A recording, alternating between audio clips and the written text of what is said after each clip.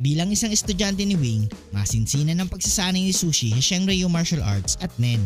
Sa paglipas ng mga taon, siguradong napalalim na niya ang kanyang mga kaalaman sa iba't ibang aspeto ng Nen, tulad ng Ko, na focus ng Nen sa isang bahagi ng katawan, at N, ang aura extension, at iba pang mga advanced techniques. Bagaman hindi kasing lakas ni Killua sa pisikal na aspeto, ang disiplina at teknikal na kausayan ni Sushi sa martial arts ay nagbibigay sa kanya ng unique na advantage.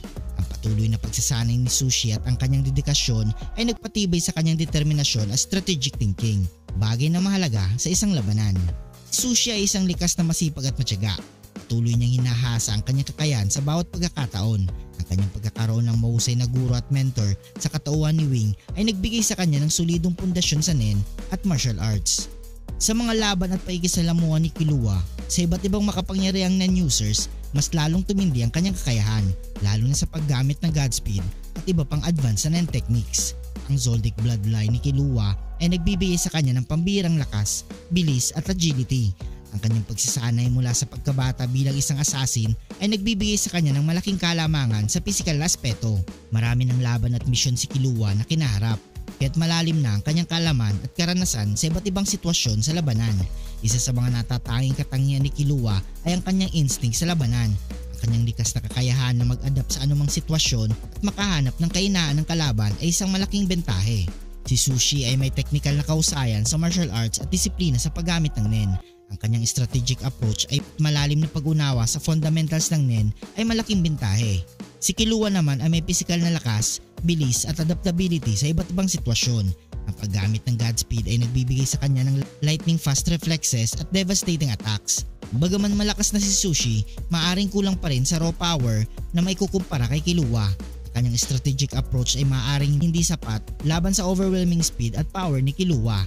Minsan ang pagiging overconfident ni Killua ay maaaring magdulot ng pagkakamali, ngunit sa kanyang karanasan, bihira na ito mangyari. Kung magtatagumpay Sushi na gamitin ang kanyang strategic approach at technical na kausayan, maaaring magkaroon siya ng pagkakataon na i-counter ang mga atake ni Killua at magamit ang kanyang mga advanced Nen techniques. Ang paggamit ng mga technique tulad ng Shu at In ay maaaring magbigay sa kanya ng advantage sa labanan. Sa kabila ng lahat, ang bilis, lakas at adaptability ni Killua ay magbibigay sa kanya ng malaking kalamangan. Ang kanyang Godspeed at malalim na pag-unawa sa paggamit ng Nen ay maaaring maging dahilan ng kanyang tagumpay. Ang kanyang paggamit ng Godspeed ay nagbibigay sa kanya ng walang katulad na bilis at kapangyarihan sa bawat atake. Sa kabila ng patuloy na pagsasanay at pag-unlad ni Sushi, si Killua ay nananatiling mas malakas at mas advanced pagdating sa paggamit ng Nen at sa pisikal na aspeto.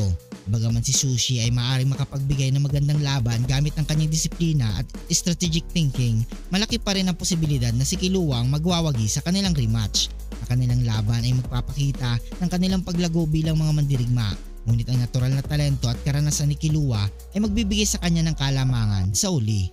Kung nagustuhan mong video ito, huwag niyong kalimutan mag-like at subscribe and hit notification bell button para updated kayo palagi sa ating video. Maraming salamat.